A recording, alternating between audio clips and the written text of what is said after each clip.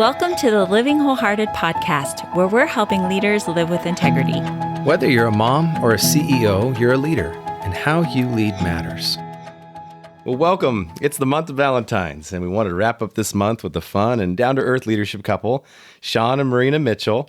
And you might remember that Marina had a candid conversation with Tara at the beginning of 2020 around healthy habits with our body, soul, and marriage. And if you want to check that out, episode 10 and 11.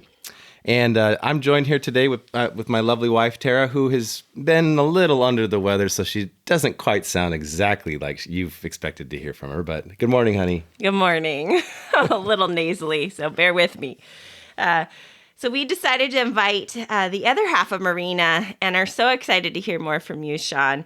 I wanted to be able to explore a little bit more what integrity means and how that looks. We talk about integrity a lot at Living Wholehearted and believe that it's more about who you are than what you do, and it's a way of being. We love how you two have so much fun together and have learned a lot as we've just watched and listened to the things that you're doing. All right, so Shawn and Marina, first things first. Before we dive any further, tell us about how you guys met. And everybody loves a love story, and it's Valentine's Day. Today is actually Valentine's Day. Straight up. So first of all, I wanted to thank you for the opportunity to talk about how much I love my wife on Valentine's Day. You're welcome. Big points now. And a whole bunch of people are going to listen to this. And then, wow, it's major points. Yeah, it's awesome. So back in the day, we were in Bible college together down in California. We met on campus at what was called then Pacific Christian College and is now called Hope International University. It's in Fullerton. We were both students there, and we started, we started at the same time. I was coming in, I had about 4 years of architecture school under my belt and had decided to go into ministry. So I went there, and Marina was just a little bit younger than me and transferred over from Cal State. And I remember seeing her the first day that I was there on campus. I was talking with a buddy of mine that I knew from summer camps and stuff like that. He was a youth pastor at a local church. And this super, super cute gal starts walking up into the quad, and she's smiling, and she's all peppy and feisty looking and stuff. And she was... She was in this like volleyball outfit. Okay. And so then I heard the angels start to sing. And all of the firecrackers started going off and all of this. And I'm like, who is that? And he said, oh, that's Marina. Mm-hmm. And I was like, wow.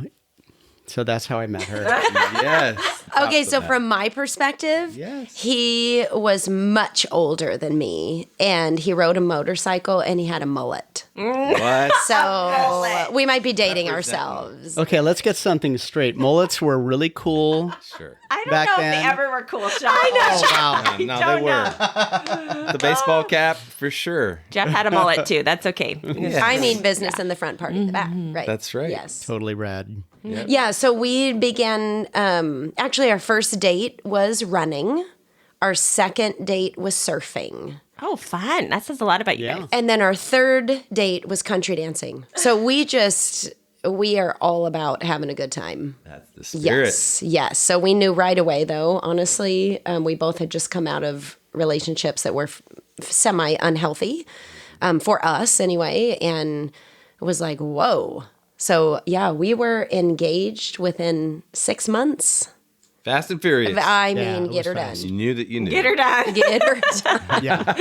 That is a lot like you guys. So tell That's us right. a little more where you're at in the stage of life. Yeah, so we've been married for 26 and a half years. Actually, today is the exact date because we were married on August 14th. So Valentine's Day is kind of a half-year anniversary for us every Isn't year. that sweet? He remembers that. That is Attaboy. sweet. Oh, Brownie anyway. points for you. I know. more just points. some more points. We have 2 kids. Our daughter turns 23 in just 3 days? Yeah. Yeah. And our son is 20. And daughter lives in Arizona, and our son is a sophomore at the same school that we went to. Oh, you're cool. cute. That's Yeah. awesome. So Yeah, it's really neat.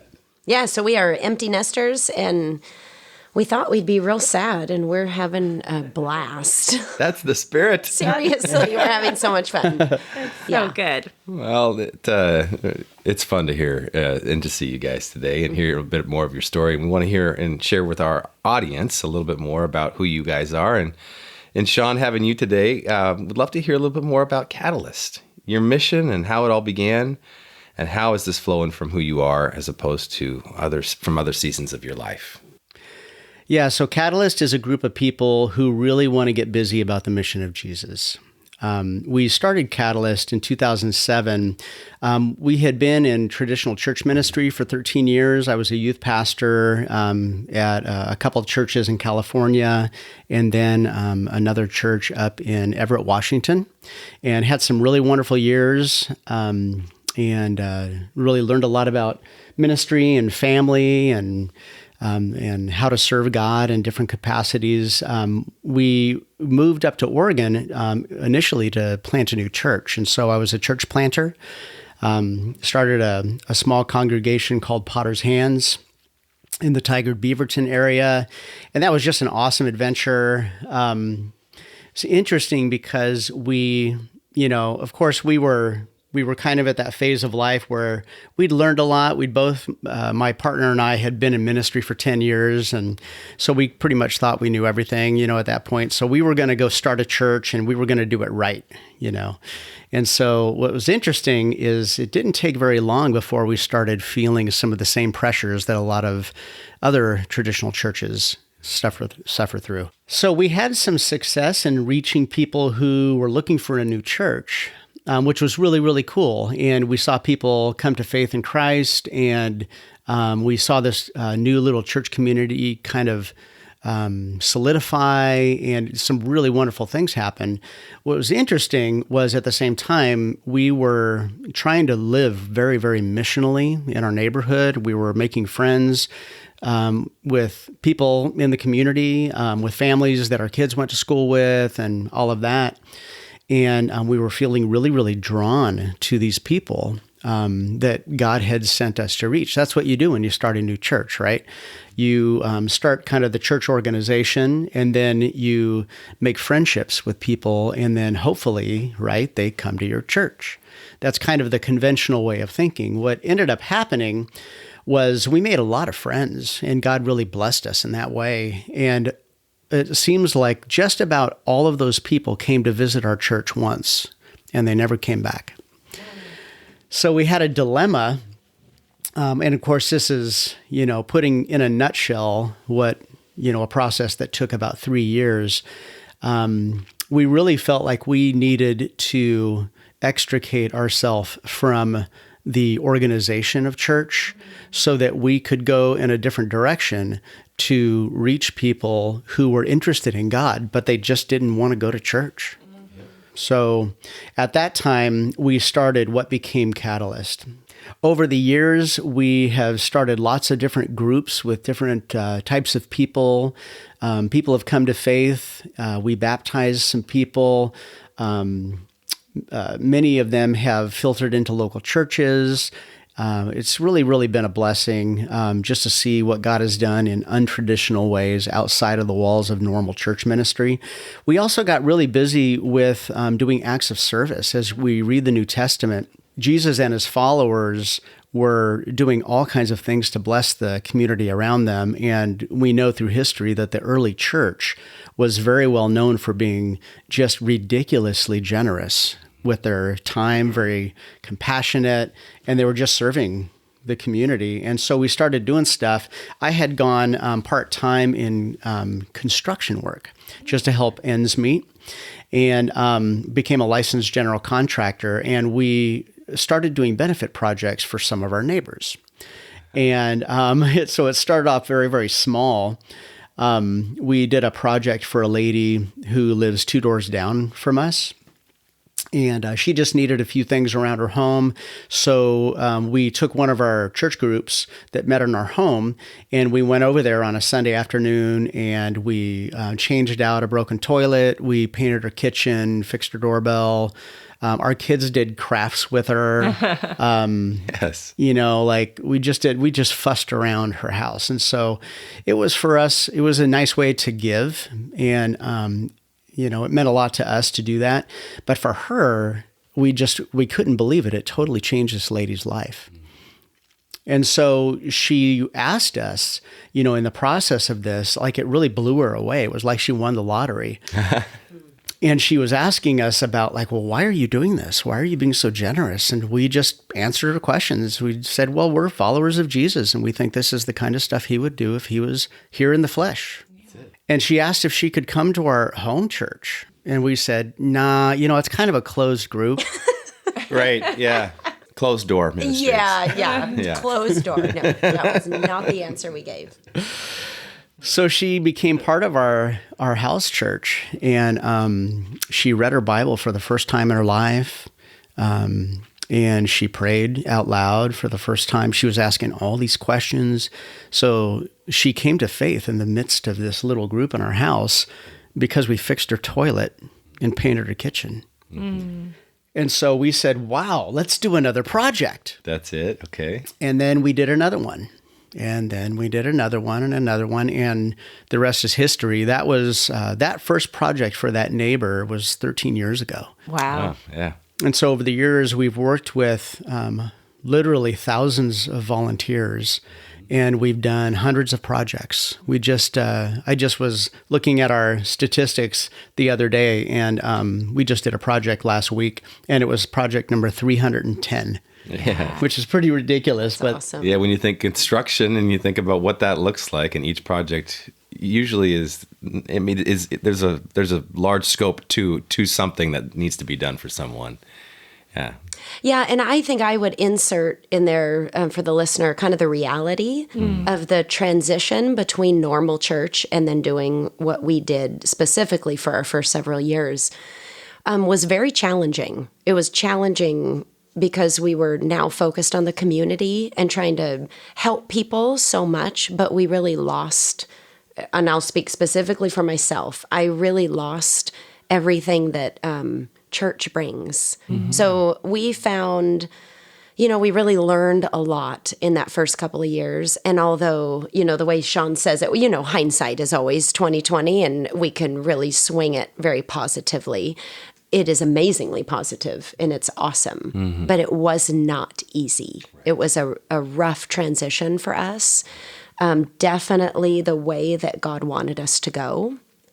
And I would just throw in there too, one of the things, just to kind of broaden what he was saying about the people we wanted to reach, one of the questions God gave me on a walk one day before we made this huge jump out of traditional ministry was, what if all of the churches on the corners in the city disappeared? Okay. Would the people of the city be sad or glad?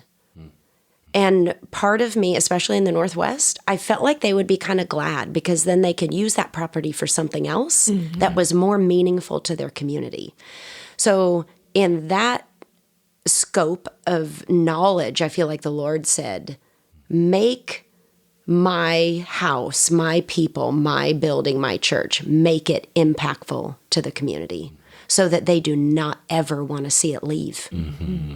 So that was part of the reason I could jump off what I thought was fairly safe. I mean, I am an extrovert. I need people. I love church. I love the get-togethers. I love all of that. And so that first year was really challenging for me. Yeah. Sure.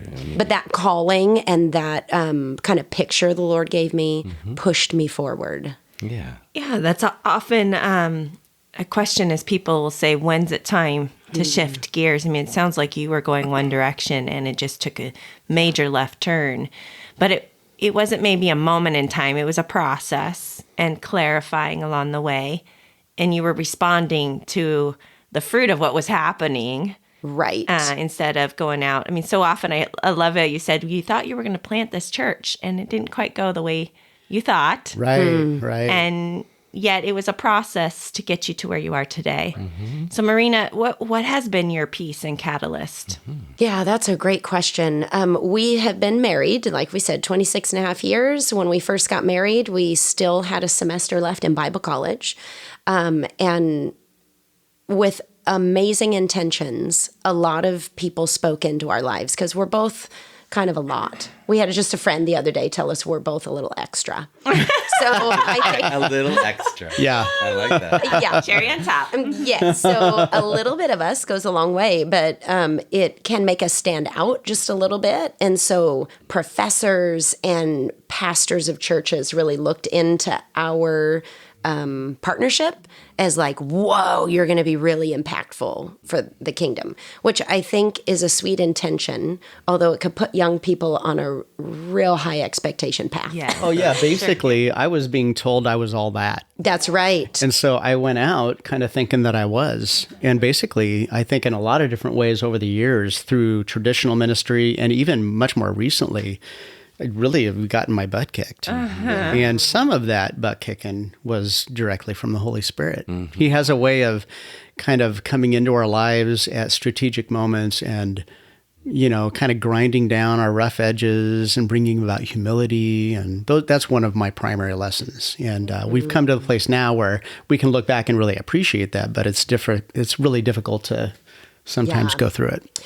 Yeah, so graduating together and getting into ministry, I mean, we were just hand in hand thinking we're going to do all this together. And we did, actually, for a long time, years and years, we worked together. The call of Catalyst outside of traditional church was absolutely for both of us.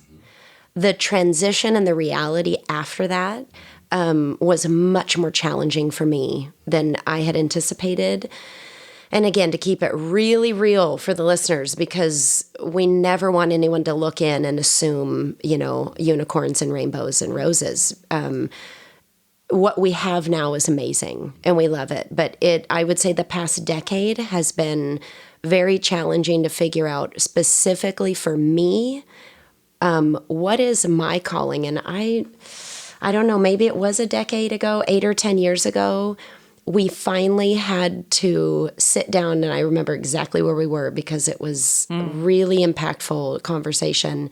And I had to finally admit to Shawn that his calling was not my calling. Oh, yeah. Wow, that's big. It was huge, actually, because he was pretty disappointed because I wasn't as involved. And my zeal and excitement for the ministry was really waning, and I was tired, and I was lonely, and I just needed people. And I really wasn't living yet out of what I was supposed to be doing because, I mean, really, we got married in the early 90s. And, you know, at that time, it's very much the pastor's wife is quiet, submissive, and helpful, right? I am supposed to be his helpmate. And I am a feisty, spicy, a very driven woman that was trying to settle into this quiet lady in the corner who plays the piano, right? And I don't even play the piano. I love this. Well, so it was such a transition for me to really ask God, okay, I am really not satisfied. Yeah. I'm struggling. And yet what I feel called to is a whole different kind of ministry. I am a fitness professional, meaning I teach fitness classes. I educate the teachers and instructors as well. And it is out in the world. And as we talked before, it's in spandex, sweating, and jumping around on a stage with a microphone. I'm encouraging them to be healthy with their body. So it's awesome. I love it, love it, love it. But it took me so many years to finally settle into that is what God called me to do. And he uses that. But what Shawn is doing with Catalyst, and I'm still involved, I'm on the board, I help with the fundraisers, I love all of that, but I'm really not into construction. So let's be honest, that's not fun for me. So I would rather go and bring the coffee and talk to people and serve the lunch. but I don't want to swing a hammer. And at first that I felt a lot of shame, honestly, like, oh, great. We started this ministry and I don't like it. I can understand that. Yeah. Sure. And so it's odd like that. But now, I mean, we've come to such a great balance in that, but it took a lot of years for me to feel comfortable stepping out a bit, allowing that to be his calling and me going in a little bit different direction. Yeah. That makes a lot of sense. You guys have spoken to this about how you kind of got started in this direction of Catalyst and also into your not relatively new calling, but how do you think someone discovers how to live more from how they are made? You have a lot of wisdom here to offer this because you've journeyed this together, and it's been hard, but it's amazing now. What you have now is amazing. Either of you can answer that. Yeah. Yeah, I think that's kind of the $1 million question. I think that we all instinctively know that we were put here for a reason. And those of us who know and follow Jesus really put all of our hopes in him. I don't know how people come to terms with what their identity is and what the meaning of their lives are without that. Mm-hmm. But I can speak to what it is when Jesus is part of the picture. I think it really, when it comes to how do you find that out? I think just from my own story, it came with a sense of surrender, a surrendering to whatever. That's really where it starts, surrendering to whatever we're feeling like we're holding on to that is holding us back from what God has for us. Okay. There's this old analogy, and it had to do with the mechanism for how they catch monkeys, right? And so what you do is you get a coconut, you put a little hole in the coconut that's just a little bit bigger than a monkey's hand. And then you fill up that coconut with some fruit or something that the monkey wants. And then you set it in an open patch, and then you hide behind a tree and you wait. Monkey comes by, smells the fruit, sticks his hand in the inside of the coconut to get what's in there, and has the stuff in his hand. And then his hand's too big to get out of the hole. But the monkey's too stupid to let the stuff go and turn the coconut upside down. And so the monkey just stands there screaming and howling because his fist is too big to get out of the hole. And I think a lot of times in our relationships with God, we just hold on to stuff and we will not let go of it. I think what we want is we want God to bless us, and we want him to keep us safe, and we want all of the blessings that come with God, but we want to do it when our hands are full of the stuff that give us a false sense of contentment or peace or fulfill our desires or whatever. And our journey in understanding who we are begins when we let go. It's big. It reminded me of just the other day I was reading a journal entry in 2013, and I really was given that word surrender. And I was just overwhelmed by what happened from 2013 to today, and that letting go. And that was my prayer, is just I'm giving it all, wherever you lead, whatever you want. And I remember that sense of I don't know what's ahead, but I want what you want, God, not what I want. And honestly, 7 years later, I'm just in awe. I'm in awe. And so that same kind of sense for you, it's not easy. I think that's the false thought, is people think, well, if it's God's plan, then it's easy. Oh, boy. Yeah, that is such a lie, too. Oh, yeah. Because then we go, well, then it must not be God. But it's worth it. And I'm just hearing that from your story. So our time is wrapping up, but I want to hear a couple more things before we wrap up. You mentioned what keeps people from pursuing their dreams. Often it's holding on to tight to what they think. Is there anything else you would think that is hindering people from being able to step into who God made them to be and the call he has for their life? Yeah, I was just going to interject this a little bit into what Shawn was talking about. One thing that we have discovered in our old age, quote unquote, right? All the years of living and experience, seeking Jesus, letting things go, surrendering, all of that stuff, is that we are emotionally unhealthy. And I think that we believe that once we come to Jesus, all that wipes away and then we just get to do whatever he wants. But the hard reality is what he wants is to heal us. And that takes a really long process, and it takes experiences that we may or may not want to go through. So when I think of what has it taken for us to really see what God has for us, yes, it's been a ton of surrender. It has been a lot of heart work with God. We both have been in therapy. It's been the most amazing things to uncover, because God is amazing and can heal us in an instant. But I think most times he chooses not to do that because our process of becoming healed is what he's actually going to use. Mm-hmm. And I have kind of stomped my foot a couple times at him like, hey, I have done this, this, and this for you. And why have you not healed this from my childhood?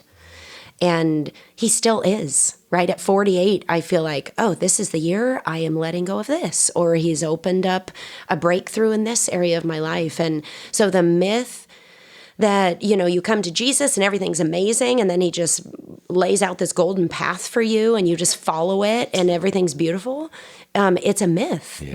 And I think if we can attack the areas of our life that are unhealthy, which all of us have them, I don't care what home you grew up in, we all have them, then it allows him to just open our eyes to what we're supposed to do. That's what I would say. He's not going to waste anything. No right? way. Yeah, and it's a process. He loves us too much for That's that. right. He's gonna go into all those points, and the Bible refers to our Father as a good physician.